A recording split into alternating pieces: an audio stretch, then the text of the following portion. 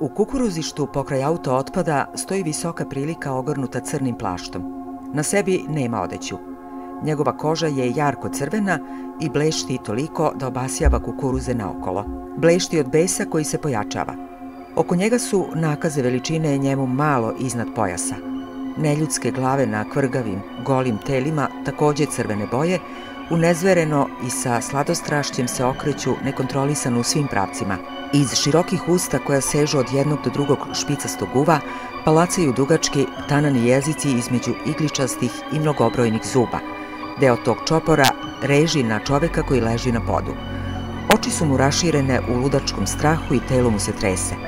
Jedna od tih nakaza što reži na zarobljenog diže glavu ka gospodaru i govori mu: "Da ga rastrgnemo i pojedemo, gospodaru.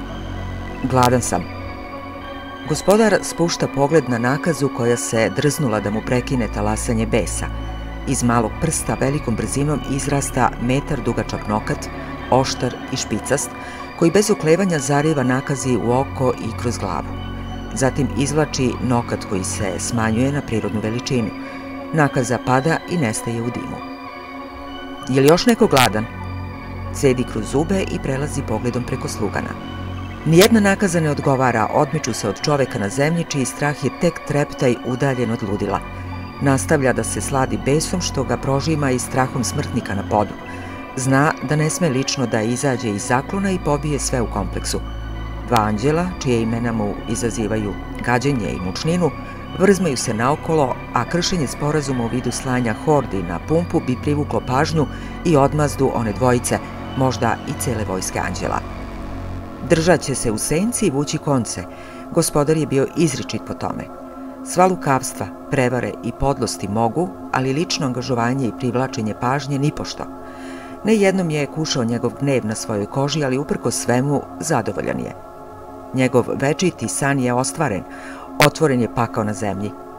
Još da nema ona dva anđela njegovoj ekstazi, ne bi bilo kraja. Sećanje na batine koje je dobio od Gavrila i Mihajlov ubod mačem je živo i jedan je od pokretača gneva. Samo čudo ga je spasilo od poništenja onomad kada je njegova rukotvorina na kojoj mu je čestitao i sam gospodar harala svetom. Kugu ili crnu smrt zamesio je sa posebnim zadovoljstvom.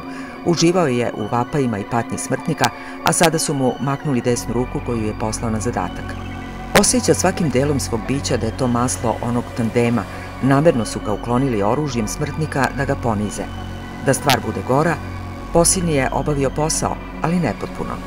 Smrtnici su ubili regruta koji je trebalo da posluži kao kamuflaža njegovog ulaska u nadgledani kompleks. Još su ubili njegovo kljuse koje je očito imalo mozak zemaljskog teleta. Platit će najstrašnijim mukama kada ih prosledi dole, u sfere tame.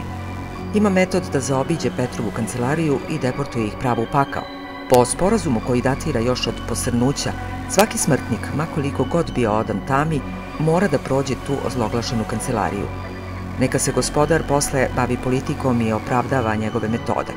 On je njegov general, jedan od najboljih, i bit će mu oprošteno zarad dostignuća u slavu tame.